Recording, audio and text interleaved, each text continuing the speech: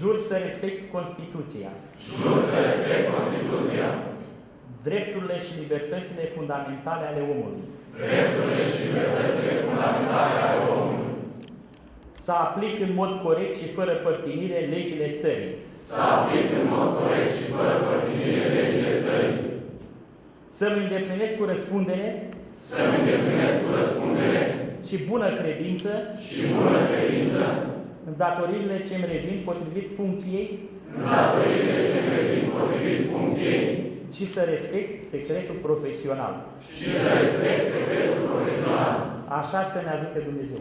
Așa să ne ajute Dumnezeu.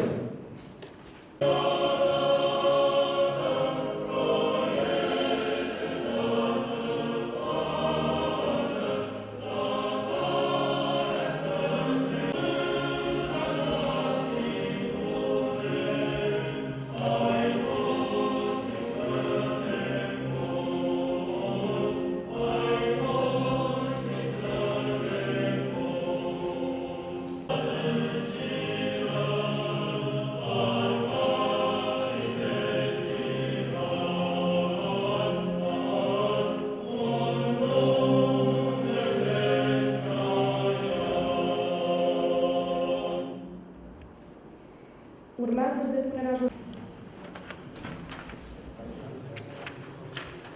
agent Dobramiș Mihai. Masafei Adrian.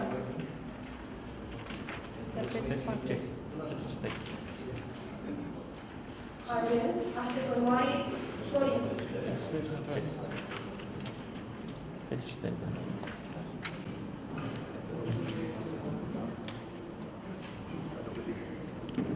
Agent Josu Elena Violeta.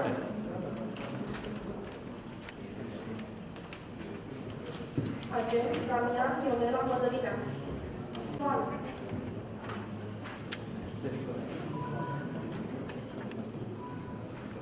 Agent Nicuța Marina Mihaela.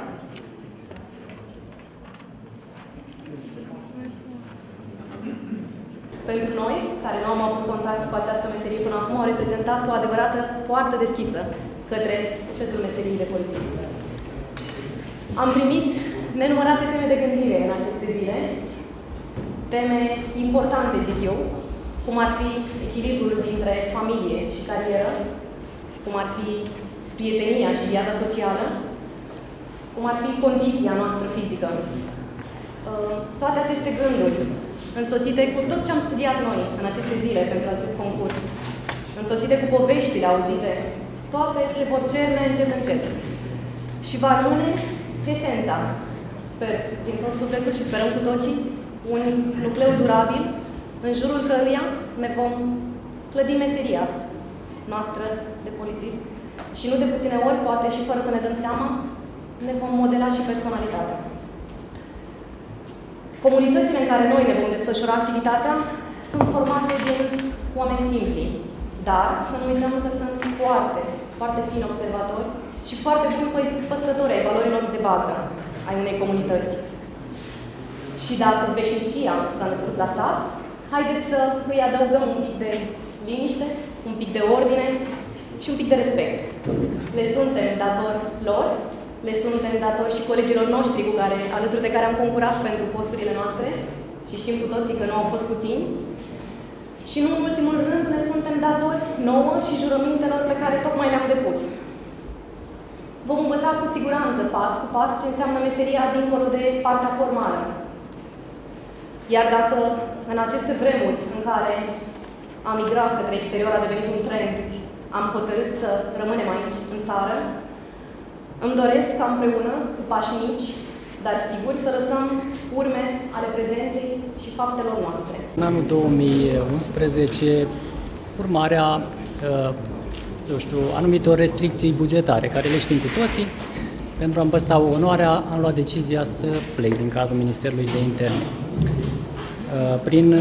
La cerere, nu prin altă modalitate. În timp de 5 ani de zile am lucrat în mediul privat, diverse activități, dar această experiență utilă m-a învățat să-mi dau seama că locul meu este acolo unde știu cel mai bine ce am de făcut. Acesta a fost motivul primordial care m-a făcut să mă întorc în cadrul poliției. Și cred și sunt ferm convins că decizia este una bună, iar prezența mea va fi una utilă poliției. Unde ați lucrat înainte și unde ați Eu am lucrat timp de 18 ani tot în mediul rural, știam unde mă întorc și ca agent de poliție rurală, adică ajutor șef post, o lungă perioadă de timp și cam până în momentul în care am plecat din funcția de șef de post. Aveți un sfat pentru colegii noi? Da, sfatul meu ar fi ca, așa cum am reușit să plec pe ușa din fața poliției, le doresc și sunt convins că toți vor pleca tot pe ușa din fața poliției.